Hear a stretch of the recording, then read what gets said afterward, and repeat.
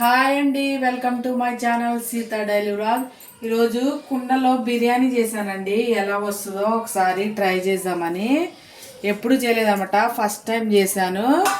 నేను ఎలా చేస్తానో అలా చేశాను అనమాట. ఎలా వచ్చిందో ఒకసారి చూద్దామే. రైస్ అయితే బాగానే ఉండే, పొడి పొడిగా.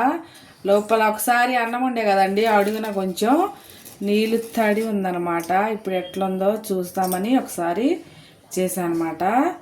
అయితే బాగానే ఉంది.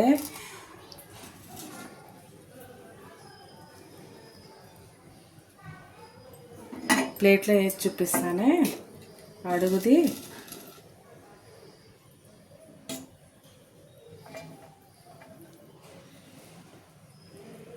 సరే, మంచిగా ఉంది కదా, బాగానే వచ్చిందండి. ఫస్ట్ టైం చేసినా కానీ ఎలా వస్తుందో అని అనేసి వీడియో తీయలేదండి. ఈసారి మంచిగా చేసి చూపిస్తానే.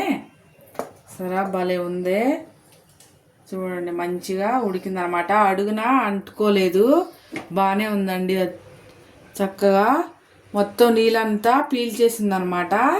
ఇవి పెట్టాక 15 నిమిషాల తర్వాత ఇది పెట్టాను అనమాట దాని కింద. ఇప్పుడు దీనిలో ఒక నిమ్మకాయ, ఉల్లిపాయ, నిమ్మకాయ వేసుకుందాం. ముక్క చూపిస్తానే ఉడికిందో లేదో. సరే, మంచిగా మెత్తగా ఉడికిందండి ముక్క కూడా. ఈసారి చేసినప్పుడు చూపిస్తాను రెసిపీని. వాళ్ళకి నా వీడియో అంతే మంచిగా వచ్చిందండి, భలేగా పొలుకులు పొలుకులుగా. నేను బిర్యానీ ఈరోజు తిని చూపిస్తానే. వేడి వేడిగా ఉందే, మంచిగా ఉందే. అన్నం కూడా మంచిగా ఉడికిందండి, భలేగా. ఇవాళకి నా వీడియో ఇంతేనండి. నా వీడియో నచ్చితే ప్లీజ్ ఒక లైక్ చేయండి. అలాగే నా ఛానల్ని సబ్స్క్రైబ్ చేసుకోండి. ఉంటా ఫ్రెండ్స్, బాయ్.